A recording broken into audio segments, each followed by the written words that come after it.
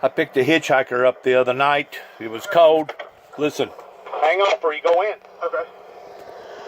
Who are you and where are you heading and all the above? My name is Aaron Whitworth and I'm going to Kenton, Tennessee. All right, I'll help you. You don't have no weapons or nothing on you, do you? Well, I have a pocket knife, that's it. All right, just hang on a second. Here, I can hand it to you until we get up there. All right, I'm going to put it right there. Yes, sir. I got a ply right here. All right.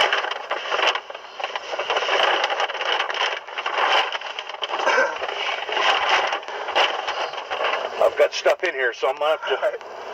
I got a cat in here, too. All right. That don't sound familiar. Tim Jewell? Yeah, I know a couple of Jewels.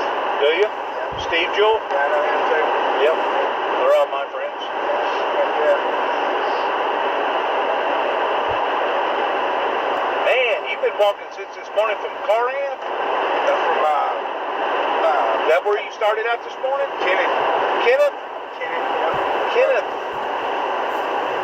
How far is that on the other side of the river? Well, when you get across the river, you get over on 412. Your first sentence is Brothersville. Right. You got Haytide and then Kenneth. Okay, that's about 35 miles in on the other side of Mississippi. Yes, sir. You must not have got very many rides. No, I haven't. Because usually you can hopscotch and jump. I got to make this walk. It's a 30.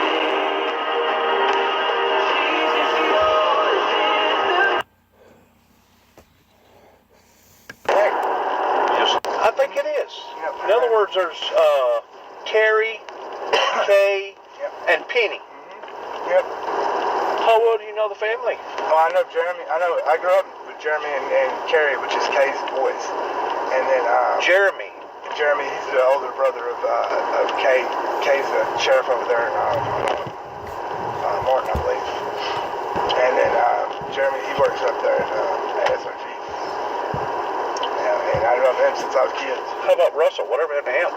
Now Russell, I don't know him as well. They lived in Mason Hall. He was the smaller one, wasn't he? He was Terry Neal's son.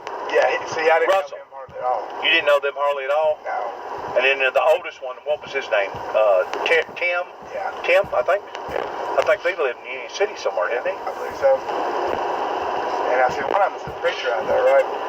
That's the brother, right? That's Terry. Yeah. Terry's supposed to be the preacher. Yeah. And you ain't heard my name floating around? Gee. No. Huh. How about James Hill? I bet you know James Hill. I know some hills. Do you? Yep.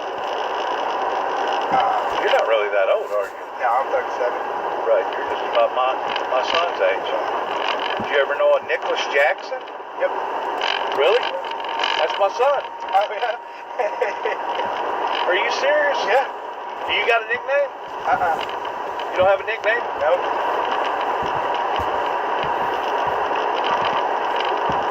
How's your son? I can't remember how Nick was. Nicholas, same age as you. Where'd he go to school at, though?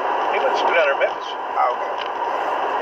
But he come down and spent probably 4 or 5 years down here. Yeah. How well do you know Nick? Just barely. Barely know him? Yeah. There was another boy that he hung around at the time, Jeff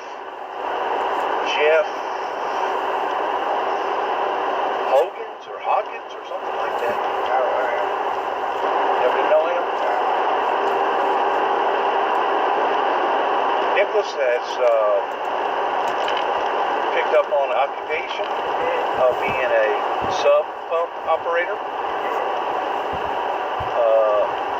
pumping concrete. Yeah. Picked that occupation up down in Memphis, and I gave him some money and told him to spread his wings and fly. Yeah. And he went to Denver, Colorado. He's operating one of the biggest concrete pumping trucks in the nation. 3 axles on the front, 3 axles on the back. I think the boom is about 270 foot. He can unload into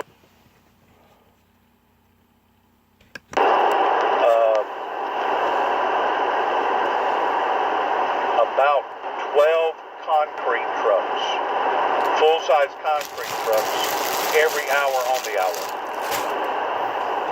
12 full-size concrete trucks. And that almost sounds impossible. But the big, what do you call it? What would you call it?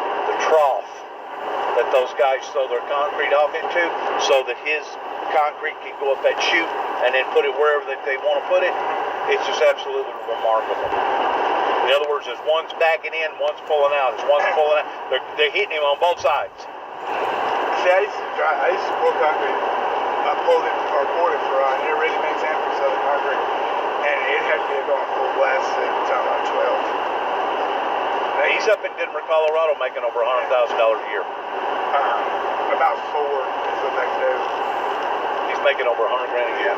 That's He's great. making $45 an hour. Yeah. Anything over 40 is time and a half.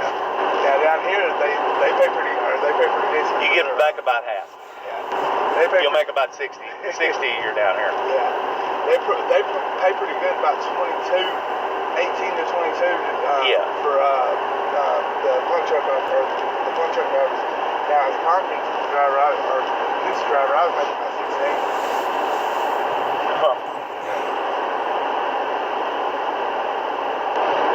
And they pay a couple dollars more an hour every day. So did you work with Nick down in Memphis in the concrete business? No. Did you know that he was in that industry? I sure did. I had no idea. Really? Yep. Huh. And so we get, I don't know if they do or not, we just get, and I know that their truck drivers didn't.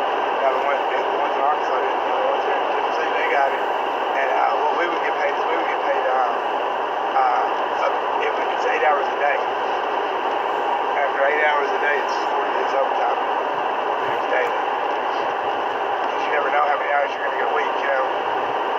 It's very weather dependent. His downfall is that he hooked up with a crackhead whore in Memphis who had already had 3 illegitimate boys, and he fell in love with them boys more so than he did his wife.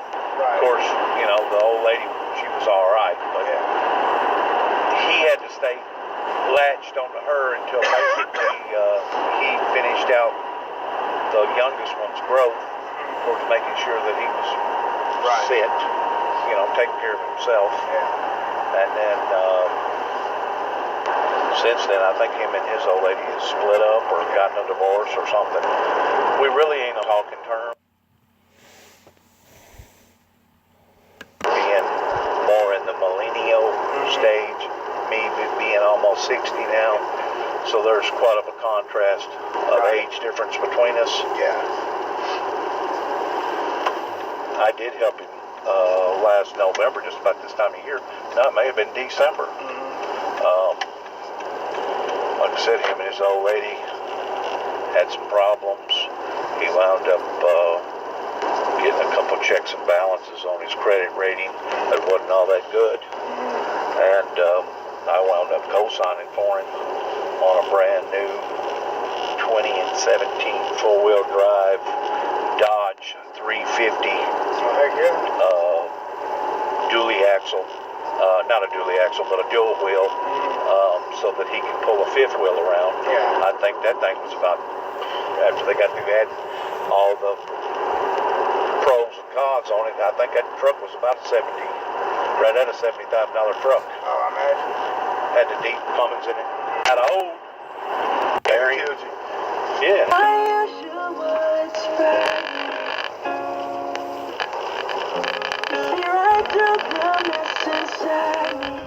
Bearing. Yeah, it has a bearing on me. Have you found? Get your knife back. All right.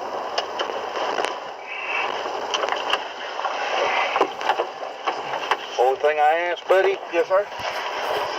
is if you ever get in a shape where you can help other people, Yes, sir. do the same. I sure will. Thank you very much. Yes, sir. Other bag back here. What's James Henry? Yes, sir.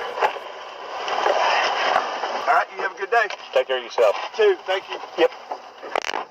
Hey, just remember, Juby gave you a ride, man. Thank you very much. Scooby-Dooby-Doo, Juby.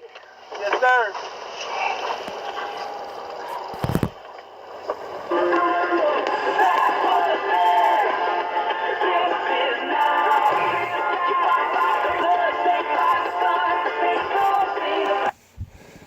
I gave a guy a ride outside of Dyersburg that had been walking all day long from Kenneth, Missouri. The sun had went down and the guy was literally freezing to death. There's a big difference in hitchhiking this time of year. Whenever the sun's up versus the sun going down, it's almost like mountain weather because of the humidity factor. But he seemed like a pretty good kid. I did make him give me his weapon and put it in the dash before I allowed for him to enter into my capsule of my automobile. But I just wanted to share that with my viewers in regard to helping strangers and being a good Samaritan. You can still be a good Samaritan.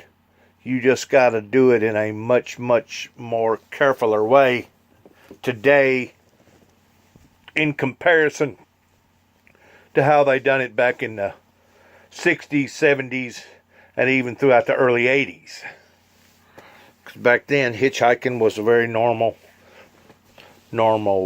way of getting around. Of course, you can go back to your hobo and gypsy era to where people getting around, hawking trains was a normal procedure too at one time.